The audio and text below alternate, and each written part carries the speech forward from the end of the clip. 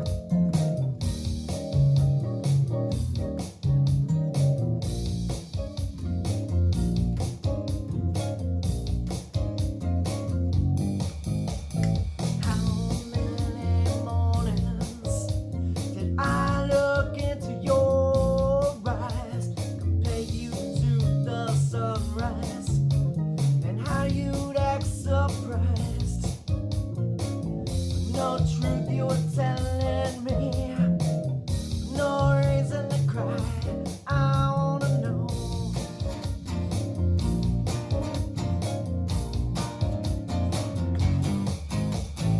Are you gonna ring my bell?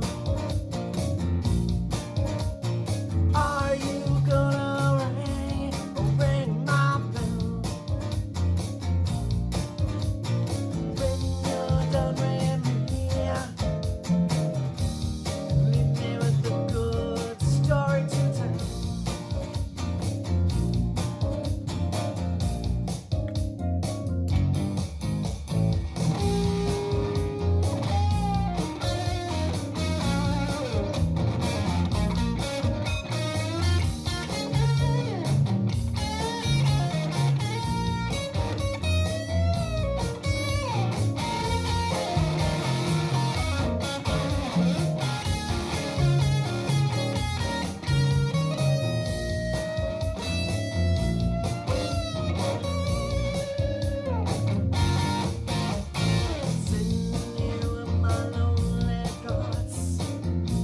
My memory cell. Then I feel that earth start to move and those vibrations swell. Like a handwritten signature. It's as smooth as I know so well. I wanna know.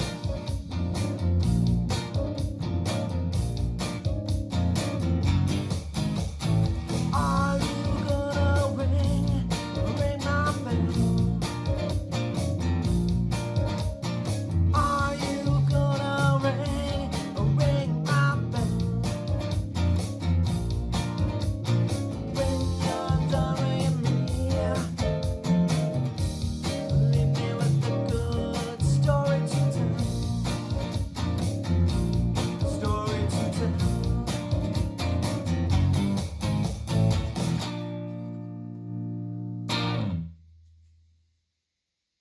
So the song Ring My Bell, I wrote that in sometime in the late summer, maybe early fall. I think it was late summer though of 2016. The best open mic in the St. Louis area is at the Wolf in Baldwin. And I was there and I had this idea for whatever reason. It'd be cool to write some songs that had a vintage kind of vibe to them. You know, it's like when you hear it, you go, hey, that sounds like an old song, you know, one of those type of things.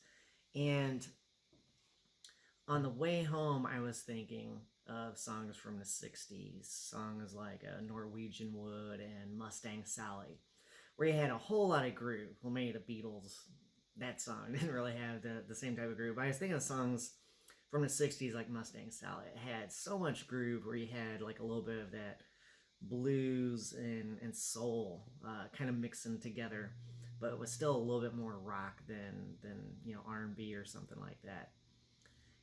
And the idea of double entendre with the lyrics, you know, where you're saying something but it has different layers of meaning. And it hit me as I was driving, ring my bell.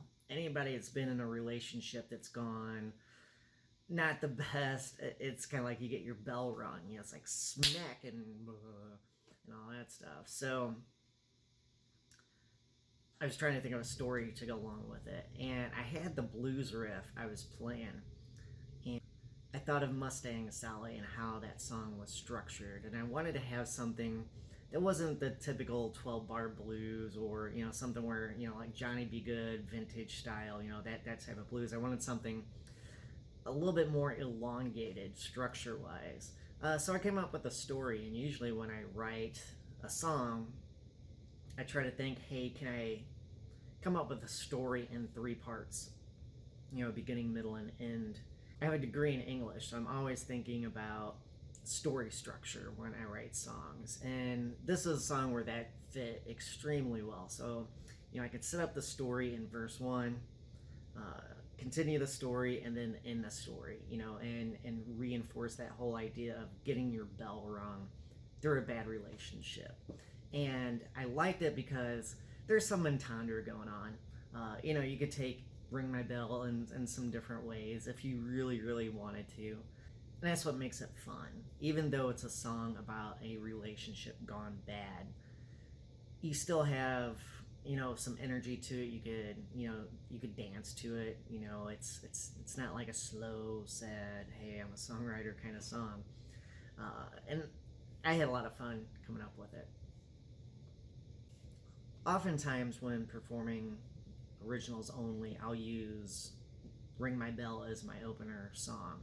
I do it for a couple of reasons. Number one, until recently, some of the new songs I have for 2020, until that time, you know, I have this mix of genres, and even though Ring My Bell is very genre specific, you know, that kind of late 60s kind of R&B groove kind of thing, it allows me to do some different things with genre and with energy of performing. It lets people know, hey, you see a guy with a guitar, and it's not just somebody playing guitar and singing. You know, there's some other stuff going on. And that being said, for all my originals, I use session tracks of live drummers, and you know, software you can just arrange them how you want. So, you know, you can make, you know, like have some verse sections and some fills and so on for the other parts of the song. And in the recorded version, almost all the time I use the same drum tracks and figure out an arrangement so I can loop it whenever I perform the song. And a song like Ring My Bell, it doesn't start off with my guitar sound. And even though my organ sound is a little guitar-y, the way it comes through the speakers, it starts off with an organ sound. I use a pedal that turns my guitar into electric piano. And I set that up first with the loop, get that groove going. And that lets people know, hey, this guy has drums, you know, and this guy has something that doesn't really sound like a regular guitar, you know, gets people's attention a little bit. And then as I go through the song, you know, I say, hey, I'm adding bass. Obviously, I'm playing guitar. I have a cleaner slightly gritty guitar tone for most of the song, especially the part I loop. And then, of course, go a little Chicago, St. Louis style blues for the guitar solo, which again is another guitar sound on top of that. So I have a bunch of different layers going on, and that makes that song fun. And if people start dancing or something like that, which has happened, I can continue, throw in an extra chorus, throw in an extra guitar solo. And this song, that recorded version, I think it's right under 4 minutes, something like that. Live, it can take up, about double that. And the key there is if people are having fun, then although I loop and set up all these layers, I let the energy of where I perform the song reflect in how I'm playing it and how I loop it. Yeah, the drums are the same every time, but all the other stuff I'm doing, I can add little changes. Thanks for watching my video today. Hope you weren't too thrown off by the nerdy background. Hopefully at least one person will leave a comment saying, hey, you should play a game someday. And yeah, I probably would show you some of my hobby stuff besides music, because I do multiple things with my life, as most people that do YouTube stuff kind of do. So if you like what I'm doing here, playing some original music, explaining the story behind the song, some other aspects of what I do, then please subscribe, like, and comment. And there's lots and lots of people that do similar things, and we really need support like that. Click like, leave a little comment, even if it's thumbs up, a little emoji, or whatever. Remember, if you see something creative online, click like.